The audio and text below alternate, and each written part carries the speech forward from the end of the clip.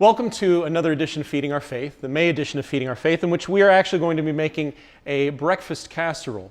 Today with me I have Father James Wilcox, who is the priest chaplain at TCU and also the vocation director for the Diocese of Fort Worth. Glad to be here. And the breakfast casserole is actually one that I made with my mother oftentimes growing up. And the first thing you want to start off with is you want to get 7 pieces of bread. If you have day-old and stale bread, that's good. And you want to make sure you tear it into little small pieces. You'll want to make sure that the next thing you do is you get your eggs ready. Usually what we do is we do anywhere from 7 to 8 eggs. And we will crack all 7 to 8 eggs in here and then mix them well.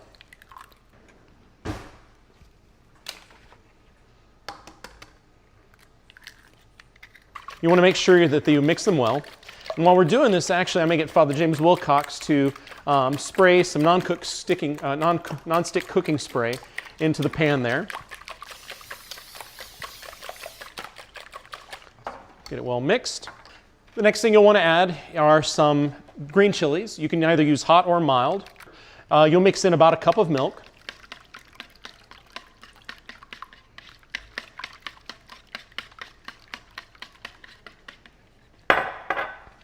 At that point, you will go ahead and mix your bread in as well. And usually it's best to let this sit overnight if you can.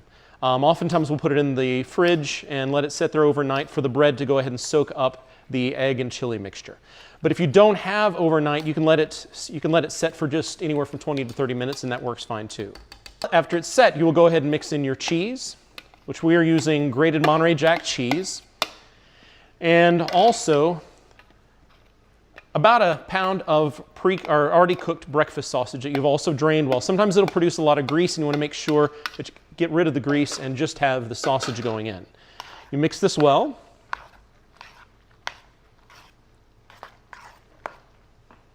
Sometimes it tries to get out of the pot there. Now at this point, if you want to add a little bit of salt and pepper, you can, but usually I wait and go ahead and cook it before adding salt and pepper and let people add their own. Once you have it to about this consistency, you'll notice that everything is kind of soaked in well, and you will go ahead and then put all of it into a greased baking dish, which Father Wilcox wonderfully took care of for us. Completely talented. All this in a priest too. And then we will bake this in a 350-degree oven for the next 40 to 45 minutes. And you'll know it's done because you'll be able to see that it'll puff up and it'll be firm in the center. And after 40 to 45 minutes, you'll take it out of the oven and you'll notice that it has browned up and it's nice and firm in the middle. And it's usually what I do is I let it kind of set for about 15 to 20 minutes and it'll be ready to serve. And after 40 to 45 minutes, it'll be ready out of the oven. You'll take it out of the oven. And you'll want to make sure that it's browned and kind of firm in the middle. Usually what I do is I will let it set for about 10 to 15 minutes until it's kind of cooled down a little bit. And I usually serve it with a little bit of salsa, and makes a great breakfast in the morning. So now that we've finished cooking the breakfast casserole, Father Wilcox and I have it here before us, and let it cool a little bit. And it's one of these things you can go ahead and have a little bit of salsa for you, along with it if you'd like. But Father Wilcox, I know that I've spoken a little bit about kind of some of the various important parts of our church. We kind of have conversations here and there, but one of the things that you were going to talk about is, I think, Marian Apparitions for us since the month of May, which we're here entering into. The month of May devoted to our Blessed Mother, and so I am excited to talk about the Marian Apparitions. We'll spend a little time looking at a few of them, and then talk about what kind of came from them, maybe the promises and those types of things, and then look at how we can use them in our faith journey to grow deeper in love with Jesus Christ as we have the intercession of Mary in that. Okay. Now, I've got to ask you, though, do you have a favorite apparition? Because I know some of the priests, we all have favorite apparitions of ours. Do you have a favorite apparition? I think we all do, and to put it publicly, I think would just sort of maybe ostracize a particular group. So all right. I won't politically, it's probably best that I just hold dear to myself that my devotion to Mary is overarching. All right. I'll let you go on. Thanks. Okay. Wonderful. Do you have a favorite? Did you want to tell yours? I'll go ahead and take the risk. Oh, okay.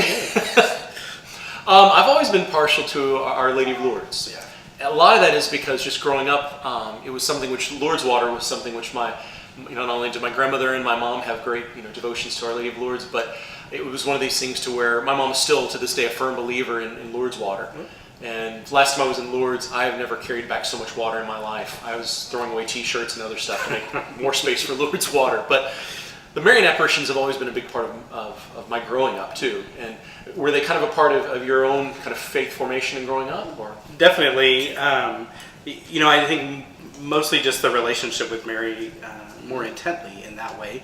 And I think that really built from the apparitions. As a kid, we saw the movie, the Song of Bernadette. So of course, that holds a place in my heart for sure. So, and I think also growing in my priesthood, which I'm still kind of new in that through seminary and into my priesthood, that having that devotion to Mary, our mother, priests, has really built a firm foundation for me in moving forward in deep love. Okay, but then this is supposed to be something not only that would help in your faith formation, but in a lot of our people could be a very integral part of their own faith formation. Definitely. I think everybody, most Catholics, especially those sort of born and bred, have that sort of innate love of Mary, which is beautiful. And then those brothers and sisters that are now with us that have come through conversion, sometimes it's a stumbling block, and then sometimes it's the thing that just really pulls them. That love of Mary and her intercession for us really helps move them into that relationship. Great.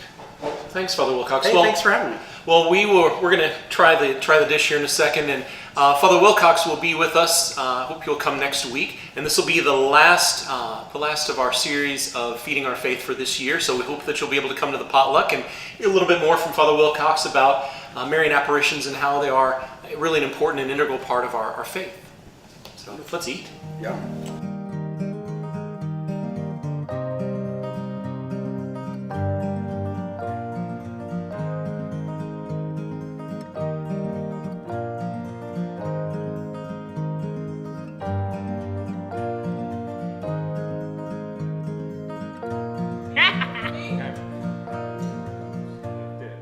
Are you making fun of my height? No, I'm just so we're the same height.